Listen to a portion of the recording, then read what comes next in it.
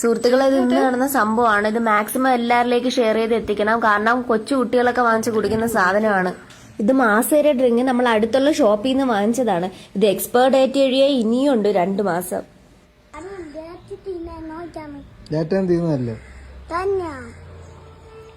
സ്ഥിരം കുടിക്കുന്ന സാധനത്തിന്റെ സ്മെല്ലൊന്ന് മാറിയത് കൊണ്ടാണ് കൊച്ചു കൊണ്ടുവന്നത്. ഇല്ലായിരുന്നെങ്കിൽ അവനും അറിയില്ല ഇതായിരിക്കും എന്റെ ടേസ്റ്റ് എന്ന് പറഞ്ഞാൽ കൊച്ചും കുടിക്കുകയും ചെയ്തേനെ. സംഭവം നമ്മുടെ അടുത്തുള്ള ഷോപ്പിൽ നിന്ന് വാങ്ങിക്കുന്നത് ഷോപ്പുകാരെയും കുറ്റമല്ല. ഇതുപോലെ മാസം മാത്രമല്ല, ഫ്രൂട്ടി ഒത്തിരി ഡ്രിങ്ക്സ് ഉണ്ടല്ലോ, അകത്ത് എന്താണെന്ന് കാണാൻ പറ്റാത്ത. നമ്മളെല്ലാവരും കുട്ടികൾക്ക് വാങ്ങിച്ചു കുടിക്കുക, നമ്മൾ കഴിക്കുകയും ചെയ്യുന്ന സാധനമാണ്. അതിൻ്റെ അകത്ത് എന്താണുള്ളത് നമുക്ക് ആർക്കും അറിയില്ല. ഇത് സ്മെല്ല് കാരണമാണ് നമ്മളൊരു സംശയം കാരണം തുറന്നു നോക്കിയത്, കൊച്ചു കുടിക്കാതെ. തുറന്നു നോക്കിയപ്പോഴാണ് അതിൻ്റെ അകത്ത് കണ്ടത്. ഇനി ഈ ജീവിയാണോ, ഇനി ചെടിയാണോ, പുല്ലാണോ, പായലാണോ, ജീവനുള്ള സാധനമാണോ എന്നൊരു പിടിയില്ല. തുറന്നപ്പോഴേ ഭയങ്കര സ്മെല്ല് അത് സംഭവം. വീഡിയോ പരമാവധി കുട്ടികൾക്ക് കാണിച്ചു കൊടുക്കുകയും ചെയ്യരുത്. കുഞ്ഞു കുടിക്കത്തില്ല. എന്തെങ്കിലും സംഭവിച്ചു പോയിരുന്നെങ്കിൽ മൈ ഗോഡ്.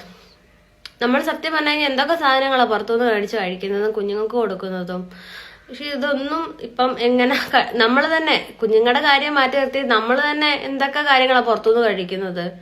അപ്പൊ പിന്നെ ഈ കുഞ്ഞുങ്ങളുടെ കാര്യം പറയണോ? ഇപ്പം എല്ലാ കാര്യങ്ങൾക്കും ഇപ്പം മായമാണ്. വെളിച്ചെണ്ണയുടെ വില കൂടിയുണ്ട്. വെളിച്ചെണ്ണയ്ക്ക് പകരം ഇനി വേറെ വല്ലതും ഇറങ്ങിയാലും അതിശയപ്പെടാനൊന്നുമില്ല. കാലം ഇതാണ്.